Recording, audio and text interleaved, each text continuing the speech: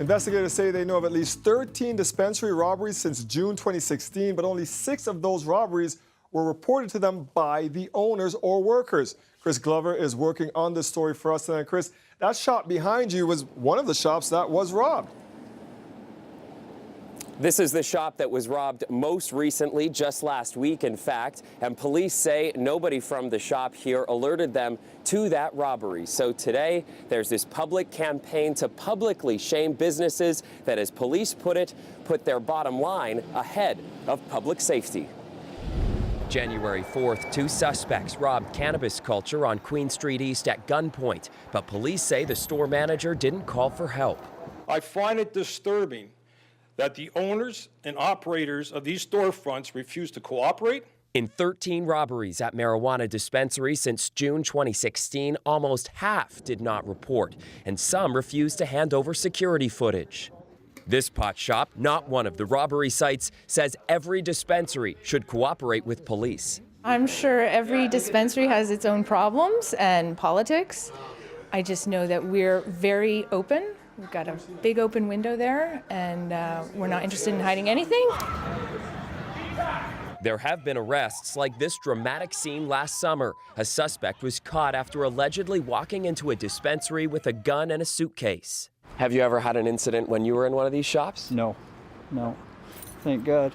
We met Bob Gizitch coming out of one of the shops that was robbed but didn't report it. Really, eh? I didn't know that. He says the secrecy is dangerous. Well, what's the point in hiding it? They might as well tell them, unless they're afraid to say anything, you know, because repercussions. Clearly, they are. Last May, 90 people were arrested in Project Claudia when police raided dozens of dispensaries. Police say some shops seem just as concerned about losing product and money to police as they are to robbers. This is about money, and that's the key. Police warn all storefront pot dispensaries are illegal, and yet they also say call for help and you won't be thrown in jail necessarily. It's clear, very clear. So there is no gray areas. But clearly there is. Of the 13 robbery scenes, owners at 2 shops were charged. Still, until all shops start reporting violence against them, police will continue to shame them publicly. I realize that there is no legal obligation to report a crime.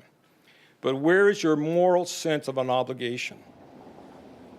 So that's 13 robberies police are aware of, but they suspect, Dwight, that number is in fact even higher. And they suspect also that it's gangs or possibly organized crime who are behind this. You have to think there's sometimes up to $30,000 worth of sales in a given day at a pot dispensary. So a lot of money and a lot of illegal drugs on hand.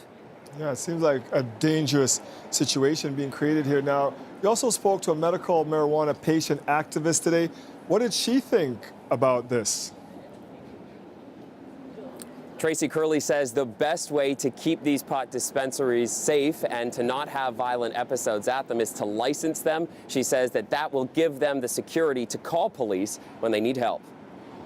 So as long as cannabis is illegal, as long as dispensaries are illegal, criminals are going to feel like they have impunity, and therefore, you know, we've heard in the statement this morning that they are still going to take the marijuana, that they are still going to make arrests. So of course these people don't want to call police. They don't feel protected. They feel persecuted, as they should.